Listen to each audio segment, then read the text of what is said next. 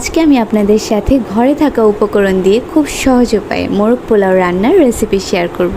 এখানে আমি কোনো বাড়তি মশলা ইউজ করব না, সামান্য আমার ঘরে থাকা যে জিনিস আছে সেগুলো দিয়ে রান্না করব।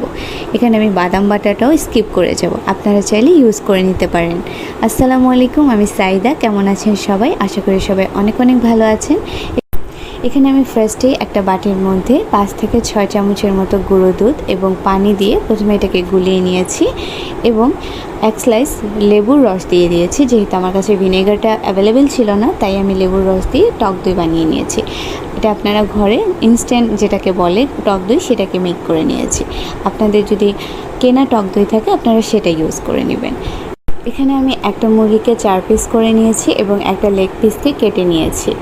এখানে আমি একটু লবণ, একটুখানি আদা রসুন বাটার পেস্ট আর অল্প একটু টক দই যেটা আমি বানিয়ে রেখেছিলাম সেটা দিয়ে আমি এটাকে একটু মাখিয়ে ম্যারিনেট করে রেখে দিলাম। এখানে আমি পোলাও চাল নিয়ে নিয়েছি, আমি আমার পরিমাণ মতো নিয়েছি, আপনারা আপনাদের পরিমাণ মতো নিয়ে নেবেন। এবার আমি এটাকে ভালো করে একটু ধুয়ে নিব এবং ধুয়ে চালটাকে ভিজিয়ে রাখবো। তো আপনারা পোলাও চাল আপনাদের পরিমাণ মতো নেবেন। আমি এখানে প্রায় 2.5 পট থেকে 3 পট থেকে কিছুটা কম এমন নিয়েছি। এখানে আমি বারবার পানি পাল্টে পাল্টে চালটাকে ভালো করে ধুয়ে নিলাম এবং ভিজিয়ে রেখে দিলাম। তো এবার আমি রোস্টটাকে রান্না করে নেব। এখানে আমি একটা ফ্রাই প্যানে পরিমাণ মতো তেল এবং 3-4টে এলাচ, একটু দারুচিনি এবং 1.5টার মতো তেজপাতা, আপনারা 1 থেকে 2টা তেজপাতা দিতে পারেন। এবং এবার আমি পেঁয়াজগুলো দিয়ে দিয়েছি, এটাকে আমি বেরেস্তা করে নিব। তো এই তো আমি নেড়ে চেড়ে নিচ্ছিলাম এবং কিছুটা সময় নাড়াচাড়া করতে করতে এই যে আমার বেরেস্তা অলমোস্ট হয়ে যাচ্ছে। তো আমি এটাকে আরেকটু লাল করে নিব।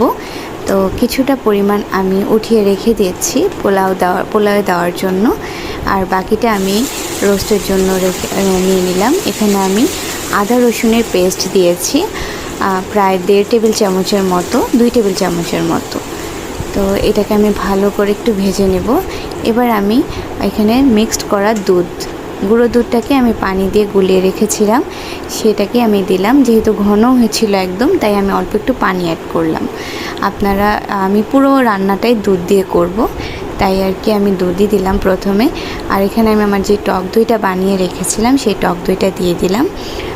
1 চামচ থেকে একটু বেশি আমি মরিচের গুঁড়ো আর হলুদের গুঁড়ো 1 চামচ থেকে একটু কম, তারপর ধনিয়া গুঁড়ো পরিমাণ মতো, জিরা গুঁড়ো পরিমাণ মতো দিয়ে নিলাম। আর এটা হচ্ছে আমার ঘরের তৈরি একটা মশলা, এটা দিয়ে নিলাম, গরম মশলা আর কি যেটা, সেটা দিয়ে নিলাম এবং আমি একটু ভালো করে এখন মশলাটাকে কষিয়ে নেব।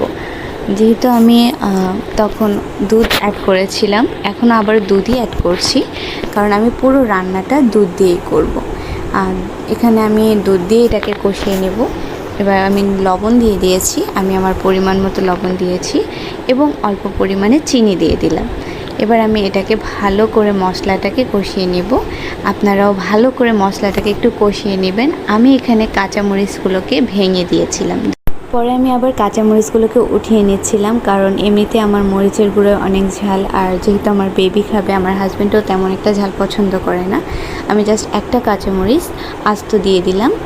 সো আমি মশলাটাকে ভালো করে কষিয়ে নিচ্ছিলাম। অবশ্যই একটু সময় নিয়ে কষাবেন, রোস্টের মশলাটা যত সময় নিয়ে কষাবেন ততই আপনার এই গ্রেভিটা খেতে খুব ভালো লাগবে। আমি অনেকটা সময় নিয়েই এই গ্রেভিটাকে কষিয়ে নিচ্ছিলাম। তো এখন আমি আমার ম্যারিনেট করা যে চিকেনগুলো রেখেছিলাম সেগুলোকে দিয়ে দিচ্ছি। সম্পূর্ণটা দিয়ে আমি এখন ভালো করে এই মাংসগুলোকে কষিয়ে নেব মশলার সাথে। আপনারা যত ভালো করে কষাবেন রোস্ট ততই মজা হবে। এবং আপনারা চাইলে এটার মধ্যে আপনাদের বাদাম বাটা বা বিভিন্ন ধরনের মশলা অ্যাড করে নিতে পারবেন। আমি যেহেতু একদম সহজ উপায়ে ঘরে থাকা মশলা দিয়ে আপনারা রান্না করতে পারবেন সেটাই দেখাচ্ছি। আপনারা যে কোনো পোলাও বলেন, ভাত বলেন, আপনারা এই রোস্টটা খেতে পারবেন। এটা খুবই মজা হয়। আমি এখানে একটু সস অ্যাড করে দিচ্ছি, সসটা কিন্তু সবার বাসায় থাকে।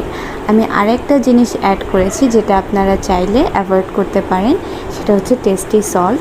আমি অল্প একটু পরিমাণে টেস্টিং সল্টটা ইউজ করেছি, আপনারা চাইলে এটাকে স্কিপ করে যাবেন।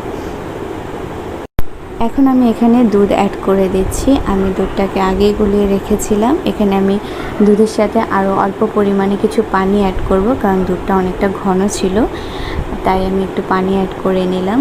এবার আমি এটাতেই মাংসটাকে সুন্দর করে সিদ্ধ করে নিব। আপনারা চাইলে পানি দিয়েও করতে পারেন। আমি এখানে পুরো রান্নাটাই দুধ দিয়ে করছি, আর দুধ দিয়ে করলে টেস্টটা অনেক গুণ বেড়ে যায়। তো আমি এখন এটাকে সিদ্ধ হওয়ার জন্য ঢেকে দিয়ে দিব। সো চলেন আমরা একটু সিদ্ধ হওয়ার পরে আসি। এখানে আমার অনেকটা উপরে বলক করছিল।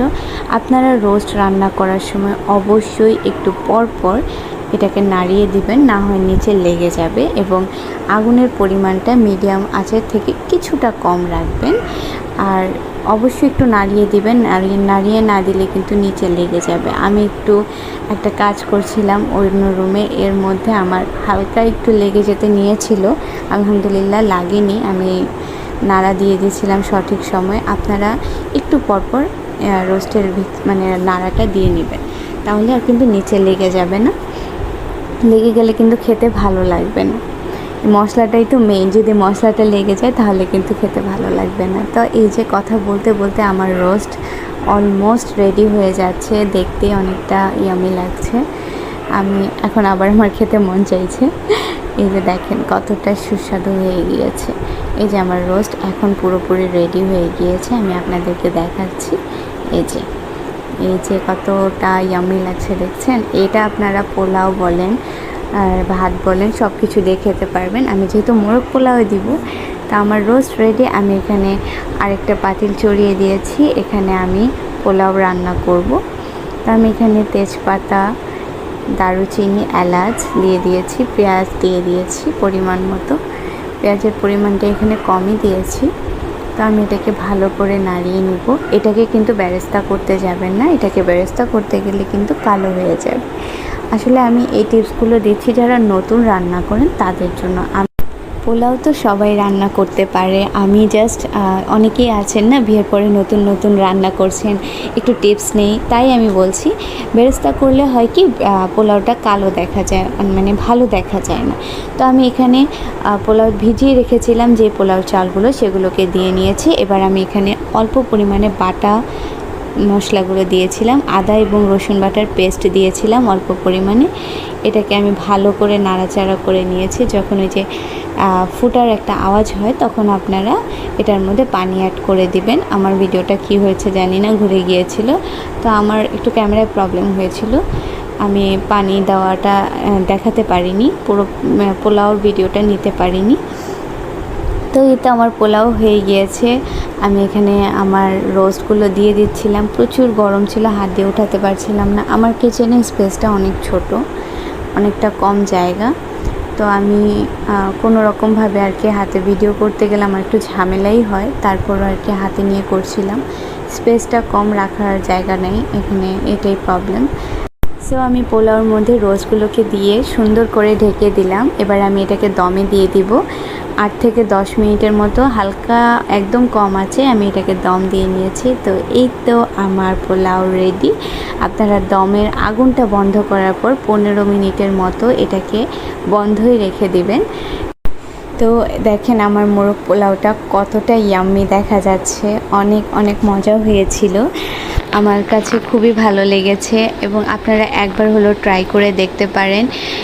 হতে পারে অনেক অনেক উপকরণ দেইনি, কিন্তু এটা অনেক সুস্বাদু হয়েছিল। সবাই ভালো থাকবেন, আল্লাহ হাফেজ।